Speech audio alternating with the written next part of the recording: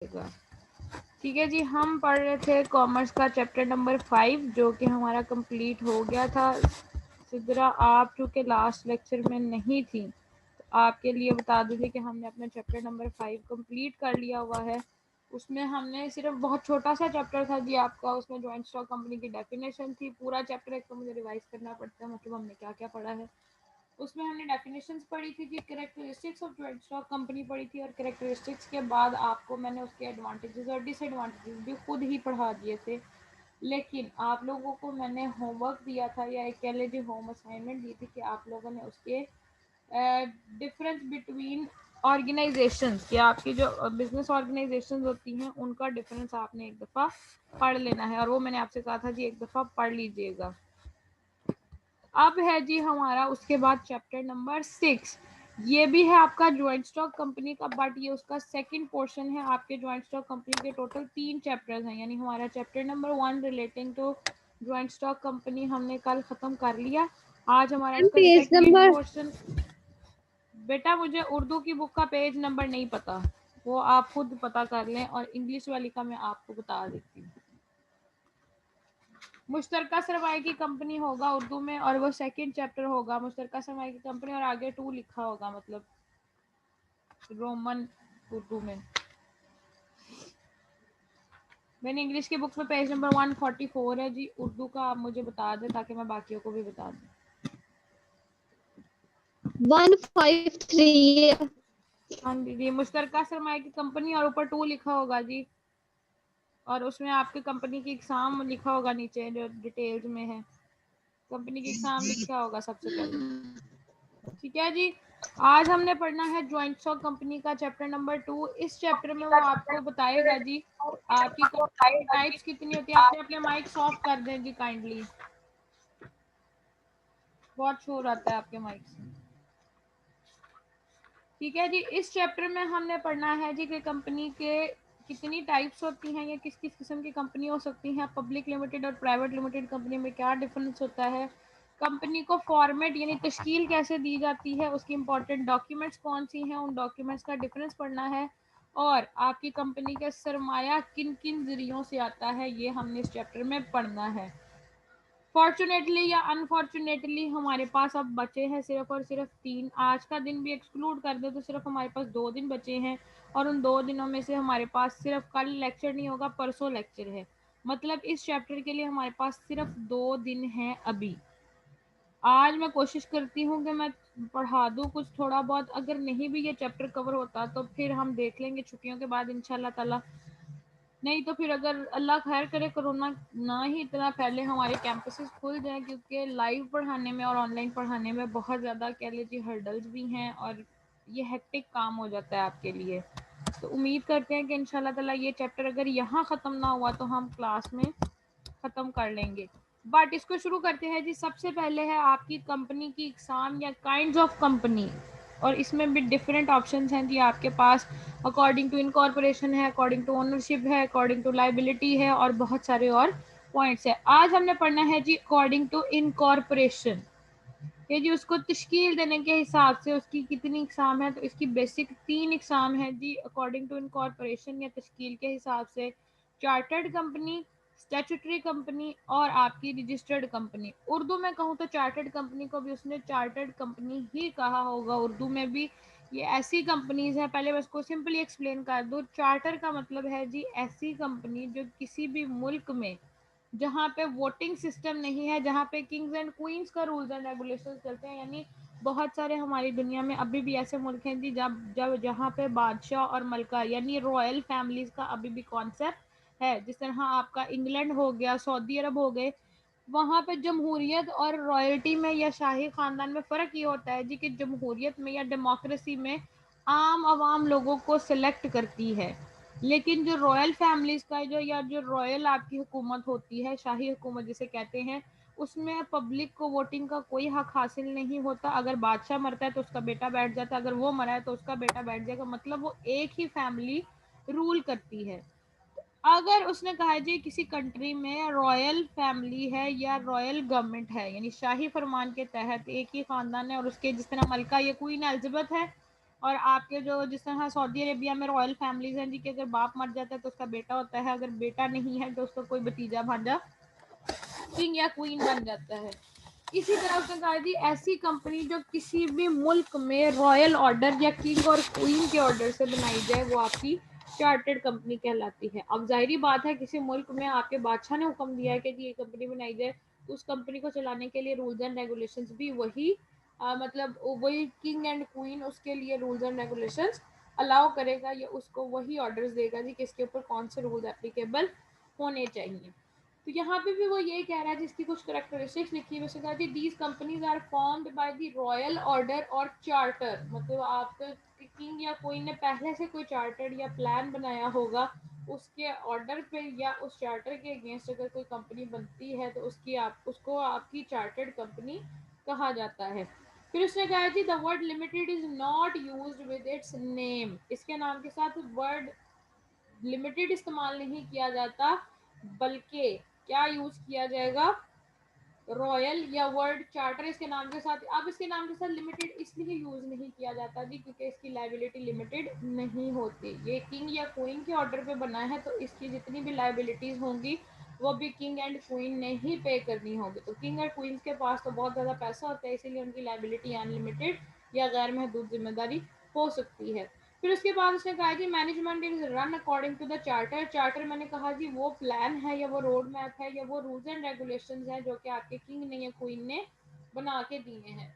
तो ये कंपनी की मैनेजमेंट भी उन्हीं रूल्स एंड रेगुलेशंस पे जिन्हें हम चार्टर कह रहे हैं उसी चार्टर के अकॉर्डिंगली ये कंपनी चलेगी।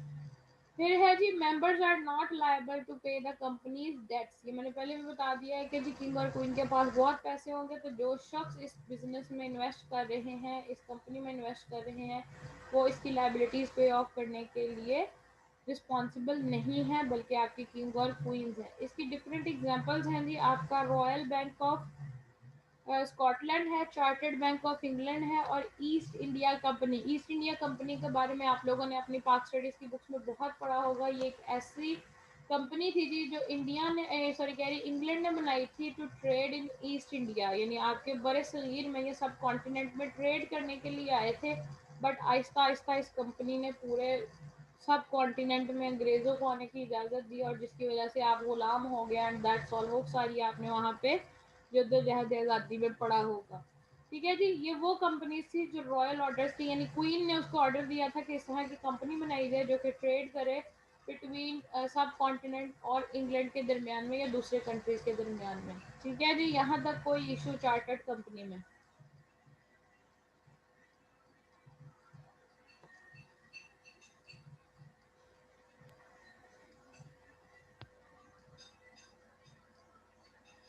ये आप लोगों से पूछ रही हूँ, आप लोगों को चार्टर्ड कंपनी तक कोई प्रॉब्लम, अगर किसी को कोई इशू है तो जल्दी से बोल दें। नो मिस, कोई इशू नहीं है। ओके जी, नेक्स्ट है आपकी स्टैट्यूटरी कंपनी, उर्दू में इसको लिखा होगा जी आईनी कंपनी। आइन क्या होता है जी, या कॉन्स्टिट्यूशन, वो ऐसा कानून होता है, ऐसे रूल्स एंड रेगुलेशंस होते हैं जो किसी भी कंट्री को चलाने के लिए आपके प्रेसिडेंट ने बनाए होते हैं। पाकिस्तान के आपने ये भी पाक स्टडीज में पढ़ा होगा जी, पाकिस्तान के कितने कॉन्स्टिट्यूशन से 1956 का आया था, यानी आइन आए थे जो पूरे मुल्क को चलाने के लिए जो रूल्स एंड रेगुलेशंस बताए गए थे। एक 1956 में आया था, एक आपका 65 में आया था आई थिंक सो, और तीसरा आपका आया था जी 1972 में या 3 में, 1973 में आया था जी 1973 में। और ये कौन बनाता है जी आइन या कॉन्स्टिट्यूशन, ये आपके प्रेसिडेंट्स बनाते हैं। तो उसने इसको भी इसी तरह कहा है जी आइनी कंपनी से मुराद ऐसी कंपनी है, पहला तो ये था जी जिस कंट्री में बादशाहत है या रॉयल फैमिली है और रूल कर रही है उसके अकॉर्डिंग था। ये ऐसे कंट्रीज के लिए है जहाँ किंग्स और क्वींस नहीं है बल्कि आपके प्रेसिडेंट को ही मुल्क का सरबरा या मुल्क का ओनर माना जाता है। तो यहाँ वो कह रहा है जी ऐसी कंपनी जो किसी भी मुल्क के प्रेसिडेंट के ऑर्डर पे या उसकी स्पेशल ऑर्डिनेंस के तहत बनाई जाए वो आपकी स्टैट्यूटरी कंपनी कहलाती है। अब इसके लिए मैं आपको सबसे बड़ी एग्जांपल देती हूँ जी आपके स्टेट बैंक की। स्टेट बैंक ऑफ पाकिस्तान एक ऐसा बैंक है, ये एक ऐसी कंपनी ही है वो जिसको आपकी गवर्नमेंट के हेड यानी आपके कायदा ने कहा था, जिसको बनाने का हुक्म दिया था और उस टाइम के प्रेसिडेंट ने ये ऑर्डर पास किया था 1948 में कि आपका एक ऐसा बैंक बनाया जाए, ऐसा इदारा बनाया जाए जो कि बाकी तमाम बैंक्स को कंट्रोल करे और आपकी आवाम की वेलफेयर के लिए काम करे। तो अब यहाँ पे भी उसने करेक्टरिस्टिक्स में यही दिया हुआ है जी, these are formed under the royal under the order of president और बाय स्पेशल ऑर्डर या ordinance. Main purpose is the welfare of public. इस तरह की कंपनीज का जो स्टैट्यूटरी कंपनीज बनती हैं, इनका पर्पस सिर्फ और सिर्फ आवाम की वेलफेयर या आवाम की फलाह बहबूद होता है। इनका पर्पस प्रॉफिट अर्न करना नहीं होता। जाहिर बात है, जब किसी कंट्री की गवर्नमेंट ये ऑर्डर दे रही है या प्रेसिडेंट ये ऑर्डर दे रहा है जी कि इस तरह की कोई कंपनी बनाई जाए, तो उसका पर्पस वेलफेयर ऑफ पीपल ही होगा। मैंने कहा स्टेट बैंक ऑफ पाकिस्तान को बनाने का पर्पस ये था कि जब इंडिपेंडेंस हुई थी, आपके पाकिस्तान के हिस्से में पता नहीं कितने को बैंक आए होंगे, मुझे इतनी डिटेल हिस्ट्री नहीं पता, लेकिन कुछ बैंक पाकिस्तान के हिस्से में आए थे और मोस्टली इंडिया के हिस्से में चले गए थे। अब एग्जांपल देती हूँ जी, सपोज HBL आया होगा, MCB आया होगा, या कोई और 2-4 बैंक की ब्रांचेस यहाँ पे पाकिस्तान के हिस्से में आई होंगी। अब प्रॉब्लम ये था कि वो सब बैंक्स के रूल्स एंड रेगुलेशंस अपने अपने थे, मतलब वो अपने हिसाब से काम कर रहे थे। एक पॉइंट एंड टाइम आया जब आपकी गवर्नमेंट को या अब लोगों को ये महसूस होना शुरू हुआ जी कि कोई ऐसी बॉडी होनी चाहिए, कोई ऐसा कंट्रोलर होना चाहिए जो इन सबको एक प्लेटफॉर्म पे लेके आए, कि एटलीस्ट इनके रूल्स एंड रेगुलेशन, इनकी पॉलिसीज एक जैसी हों। आपके प्रेसिडेंट ने उस टाइम के ने ये ऑर्डर दिया जी कि एक ऐसा बैंक बनाया जाए जिसका पर्पस हो बाकी सारे बैंक्स को रेगुलेट करना, उनको कंट्रोल करना। और सबसे बड़ा काम ये था जी कि उस बैंक का पर्पस हो नोट इशू करना, यानी जो नोट्स हैं वो सिर्फ और सिर्फ वही बैंक इशू करे, बाकी किसी को इशू करने की इजाज़त ना हो। कंट्रोल करना तो एक प्रॉब्लम थी ही थी। आप सोचिए, जब कंट्री नया नया आज़ाद हुआ, इंडिपेंडेंस मिली, उस टाइम पे जब कोई आपके पास ऐसी अथॉरिटी ही नहीं है जो नोट इशू कर सके, तो हर बैंक अपने नोट चला रहा होगा, ऊपर किसी के ऊपर गांधी की तस्वीर होगी, किसी के ऊपर कौन सी तस्वीर होगी, मीन आपकी करेंसी की भी कोई वैल्यू नहीं होगी। तो स्टेट बैंक को बनाने का पर्पस ये था कि एक तो वो नोट इशू कर सके, दूसरा वो लोगों की वेलफेयर के लिए काम कर सके, और तीसरा बेसिक पर्पस ये था जी कि वो सारे बैंक्स को एक पेज पे लाके ऐसे नोट इशू करे जो कि सारे मुल्क में चल सके। तो उसने कहा जी इसका भी मेन पर्पस था वेलफेयर ऑफ पीपल। इस कंपनी के नाम के साथ जो है वो ज़रूरी नहीं है कि वर्ड लिमिटेड लगाया जाए। आपके जो स्टेट बैंक ऑफ पाकिस्तान के नाम के साथ कभी भी लिमिटेड का वर्ड यूज़ नहीं होता। अगर ध्यान दें तो आपके पाकिस्तान में जितने भी बैंक्स मौजूद हैं, सबके नाम के साथ लिमिटेड का वर्ड यूज़ होता है। State bank of Pakistan is the only bank जिसके नाम के साथ वर्ड लिमिटेड यूज नहीं होता। क्यों? क्योंकि ये गवर्नमेंट का बैंक है और गवर्नमेंट के अंडर जो चीज़ आ जाती है उसकी लाइबिलिटी कभी भी लिमिटेड नहीं होती। उसके बाद वो कह रहे थे these companies have monopoly in their respective field, यानी उजारादारी होती है, वो अपनी मर्जी के खुद मालिक होते हैं। स्टेट बैंक ऑफ पाकिस्तान अगर कोई पॉलिसी बनाता है तो कोई भी उसको पूछने का मजाज नहीं है, यानी किसी के पास इतनी पावर नहीं है कि वो स्टेट बैंक ऑफ पाकिस्तान को या इस तरह के बैंक को पूछ सके कि आपने ऐसी पॉलिसी क्यों बनाई है। फिर उसके बाद नेक्स्ट उसकी है जी liability of shareholders is limited. उस कंपनी की लाइबिलिटी लिमिटेड नहीं है, बट उसमें जो मेंबर्स हैं, जो काम कर मतलब जो इसमें हिस्सा डाला हुआ है जिन स्टेक होल्डर्स ने, उनकी लाइबिलिटी लिमिटेड है। अब आपके स्टेट बैंक ऑफ पाकिस्तान के शेयर होल्डर्स कौन हो सकते हैं जी? आपके बाकी के बैंक्स हो सकते हैं जिन्होंने थोड़ा थोड़ा रिजर्व करके इसके पैसों में इन्वेस्ट किया हुआ है या कुछ और किया हुआ है, तो उनकी लाइबिलिटी लिमिटेड है। यहाँ एग्जांपल्स में भी दिया हुआ है जी, स्टेट बैंक ऑफ पाकिस्तान, आपका ज़राई तरक्याती बैंक लिमिटेड, ये भी पाकिस्तान में ही है, ZTBL कहते हैं। और आपका जो इंस्टीट्यूशन है वापटा का, जो हमें इलेक्ट्रिसिटी सप्लाई करता है, माशाल्लाह से गालियां खाता है दिन रात, वो भी क्या है जी, water and power development authority, इसका शायद पूरा नाम है वापटा। तो वो कहता है जी ये सारे इंस्टीट्यूशन पब्लिक की वेलफेयर के लिए, इनका पर्पस प्रॉफिट अर्न करना नहीं है। और सबसे बड़ी बात, ये आपके कंट्री के प्रेसिडेंट के या किसी ऑर्डिनेंस के तहत बनाए गए हैं। थर्ड है जी according to incorporation registered company. जिस तरह हम पार्टनरशिप की रजिस्ट्रेशन कराते हैं, कहते हैं जी अगर इसी तरह आपने कोई कंपनी बनाई है, चाहे वो रॉयल ऑर्डर पे थी या चाहे वो किसी पे भी थी, वट एवर इट इज़, लेकिन अगर आपने कंपनीज ऑर्डिनेंस 1984 को फॉलो करते हुए वो कंपनी बनाई है और उसको रजिस्टर करा दिया है, तो इस तरह की कंपनी को रजिस्टर्ड कंपनी कहते हैं। यहाँ पे उसने लिख दिया जी companies which are formed under the companies ordinance 1984 they are known as registered company. और उसके बाद ने कहा जी these companies are allowed to do various industrial, agriculture and trading businesses. उसमें तो यानी पहले वाली दो में तो आपको वो खुद ही डिफाइन कर देते थे जी, रॉयल प्रिंसेस ने या जो आपके क्वीन एंड किंग थे उन्होंने डिफाइन कर दिया जी कि किस तरह का काम करेंगे। फिर प्रेसिडेंट ने भी बता दिया जी कि सिर्फ लोगों के वेलफेयर के लिए काम करना है, कोई ट्रेडिंग एक्टिविटीज नहीं करनी। बट यहाँ पे in case of registered company आपको कोई कुछ भी नहीं कह सकता और ना ही मना कर सकता है जी आप किसी भी किस्म की ट्रेड एक्टिविटीज कर सकते हैं। उसके बाद वो कह रहा है जी the rules regarding companies formation, management and winding up are stated in companies ordinance. ने कहा जी जब बन ही कंपनीज ऑर्डिनेंस 1984 के तहत रही है ये कंपनी, तो फिर जितने रूल्स एंड रेगुलेशंस होंगे वो भी ऑर्डिनेंस में जो लिखे हुए हैं वही फॉलो होंगे। और इसकी एग्जांपल उसने दे दी हुई है जी, आदम जी इंश्योरेंस कंपनी है, वजीर अली इंडस्ट्रीज है, सुभान टेक्सटाइल मिल्स। यानी आपकी छोटी मोटी जितनी इंडस्ट्रीज है, छोटी मोटी तो नहीं कह सकते, आपकी नस्लें हो सकती है जो आपकी कंपनीज ऑर्डिनेंस 1984 के तहत बनी हो। हाँ, लेकिन उसको मैं यहाँ इसलिए मेंशन नहीं कर रही क्योंकि वो हमारी लोकल नहीं है, वो आपका इंटरनेशनल कंपनी है, मतलब वो तो मल्टीनेशनल ब्रांड है, तो उनको यहाँ पे मेंशन नहीं किया जा सकता। आपको जो ये दी हुई है आदमदीन इंश्योरेंस कंपनी, सुबहान टेक्सटाइल मिल्स, ये आपकी लोकल मतलब आपके कंट्री के हिसाब से एग्जांपल्स है। उसके बाद है जी अकॉर्डिंग टू ओनरशिप, यानी मलकियत के हिसाब से आपकी कंपनी की चार इकसाम है। आज मेरे ख्याल से मैं एक ही पढ़ाऊंगी और वो है जी पब्लिक लिमिटेड कंपनी। कल हम इसको रिवाइज कर लेंगे प्राइवेट लिमिटेड कंपनी के साथ। पब्लिक लिमिटेड कंपनी में याद रखें जी ऐसी कंपनी, एक तो ये बनी ही उसके अंडर होगी कंपनीज ऑर्डिनेंस 1984 के तहत, ये याद रखें। दूसरा क्या है जी, कहते हैं जी ऐसी कंपनी जिसमें मिनिमम नंबर ऑफ मेंबर्स 7 हों। यानी जब आप 7 लोगों से कम 7 होंगे तो आपकी पब्लिक लिमिटेड कंपनी होगी, अगर 7 से कम है तो पब्लिक लिमिटेड कंपनी है ही नहीं। मिनिमम 7 और मैक्सिमम की कोई लिमिट ना हो तो वो कंपनी आपकी पब्लिक लिमिटेड कंपनी कहलाती है।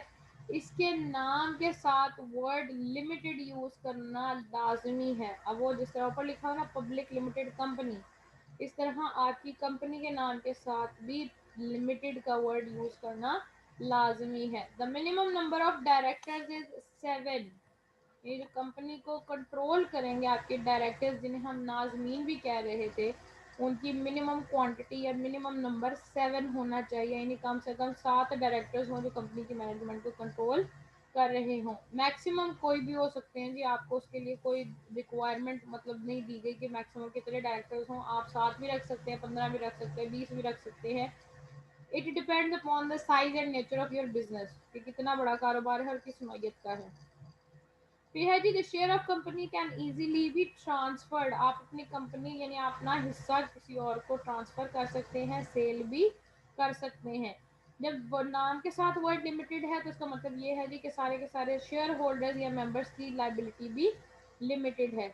उसके बाद वो कह रहा है जी it is essential for the company to issue prospectus. ये हम आगे जाके जब कंपनी की डॉक्यूमेंट्स में पढ़ेंगे जी व्हाट इज प्रॉस्पेक्टस, इसका पर्पस क्या होता है या इसको इशू क्यों किया जाता है, तो ये चीज़ें आपको ज़्यादा अच्छे से समझ आ जाएंगी। बट यहाँ उसने क्या दिया जी कि कंपनी को अपना पेशनामा, उर्दू वालों के लिए जी कंपनी को अपना पेशनामा जारी करना या प्रॉस्पेक्टस इशू करना लाजमी है। वो इस चीज़ से डिनाई नहीं कर सकती कि जी मैं जनरल पब्लिक से पैसे नहीं लूँगा। उसके बाद है जी the audit of companies accounts is compulsory every year. Audit मैंने पहले भी बताया था जी कि आपका जांच पड़ताल करना, उनको रीचेक करना आपकी बुक्स ऑफ अकाउंट्स को, वो ऑडिट कहलाता है। और आपकी पब्लिक कम लिमिटेड कंपनी के केस में हर साल आपकी बुक्स ऑफ अकाउंट्स का ऑडिट होना चाहिए। ऑडिट है क्या जी, जिस तरह सपोज आप कोई क्वेश्चन करते हैं और आप मुझे रीचेक करवाने आते हैं, यानी आपका क्वेश्चन आपको लग रहा है जी कि ठीक है मैं अपने हिसाब से सही फ्लो में जा रही हूँ, मेरा प्रॉफिट एंड लॉस ठीक आ रहा है, सब कुछ है। बट जब मैं उसको चेक करती हूँ, मैं देखती हूँ कि कोई एंट्री मिसिंग है या कुछ और मिस्टेक हुई है, आपको लग रहा है कि आपके अकाउंट्स ठीक हैं, बट उसको रीचेक करना कि जी यहाँ, और बड़ी कंपनीज में ऑडिट के पर्पसेस बहुत सारे होते हैं जी। पहले तो बुक्स ऑफ अकाउंट्स में कोई गलती आइडेंटिफाई करना, फिर उसमें कोई फ्रॉड आइडेंटिफाई करना। बहुत सारी कंपनीज क्या करती हैं जी, अपने प्रॉफिट्स को कम शो करने के लिए अपने आप को लॉसेस में दिखाती हैं या अपने एक्सपेंसेस को ज़्यादा करके प्रॉफिट की बजाय लॉस शो कर देती हैं। और वो क्यों ऐसा करती हैं जी, सपोज मुझे किसी ने कहा जी अगर आपको प्रॉफिट होगा तो आप उसमें से 10 रुपये मुझे एज ए टैक्स पे करेंगे। इसी तरह कंपनीज को कहा जाता है जी कि अगर आपको प्रॉफिट होगा तो आपको huge amounts of taxes government को पे करनी पड़ेंगी। और हमारे यहाँ माशाल्लाह से अल्हम्दुलिल्लाह हम पाकिस्तानी हैं, अल्लाह का शुक्र है कि अल्लाह ने हमें ये मुल्क दिया, नहीं तो हम कहीं और रहते तो जूते ही खाते। हम क्या करते हैं जी, अपने प्रॉफिट्स को मिनिमाइज करते हैं और टैक्सेस से बचते हैं। जहाँ 10 रुपए देने हम कहते हैं जी सर मर गए, बुके देख ले, हमारे बुक्स ऑफ अकाउंट्स चेक कर ले, हमें तो प्रॉफिट हो ही नहीं रहा। हालांकि वो company huge amounts of profit earn कर रही होती है, लेकिन अपने अकाउंट्स में ये शो करती हैं जी कि हमने कोई बड़ा एसेट खरीद लिया या हमें कोई अचानक से बहुत बड़ा एक्सपेंस है जिसकी वजह से कंपनी का प्रॉफिट लॉस में कन्वर्ट हो गया। आपके ऑडिटर्स क्या करते हैं जी, उन्हीं छोटी छोटी गलतियों को आइडेंटिफाई करते हैं और कंपनीज के अकाउंट्स को हर साल चेक करते हैं कि ये कंपनी कहीं फ्रॉडुलेंट एक्टिविटीज तो नहीं कर रही, इलीगल बिजनेस तो नहीं कर रही। ऑडिट में बहुत सारी चीजें पकड़ी जाती है, सिर्फ और बुक्स ऑफ अकाउंट्स का ऑडिट नहीं होता।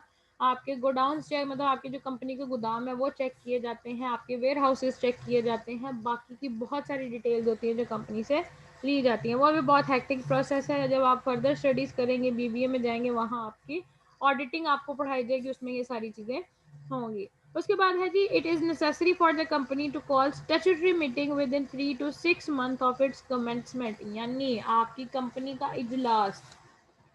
हमने ये कहा था कि कंपनी के नंबर ऑफ शेयर होल्डर्स हजारों में भी हो सकते हैं।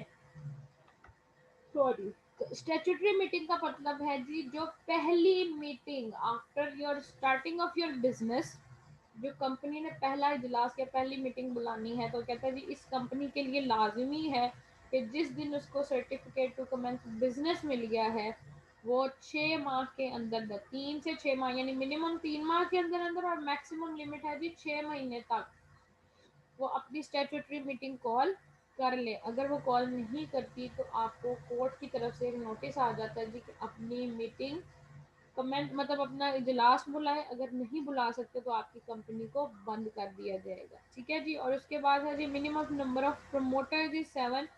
प्रमोटर भी हमने कहा था जी वो लोग होते हैं जो आपकी कंपनी का बेसिक आइडिया देते हैं और उसकी स्टैब्लिशमेंट में काम करते हैं, उनकी भी मिनिमम तादाद 7 होनी, यानी 7 लोग मिलकर काम शुरू करेंगे तो आगे कंपनी बनेगी। उसकी एग्जाम्पल्स दी हुई हैं जी, पीटीसीएल और सुई northern gas pipeline limited company जो है आपकी, इसकी एग्जांपल्स हैं। आज के लिए इतना काफ़ी है, कल हम इंशाल्लाह ताला इसके आगे से फर्दर टाइप्स पढ़ेंगे और इसकी कुछ और characteristics, difference between public and private limited company होगा वो भी देख लेंगे। आज के लेक्चर में कोई इशू हो तो मुझसे जल्दी से पूछ लेंगे।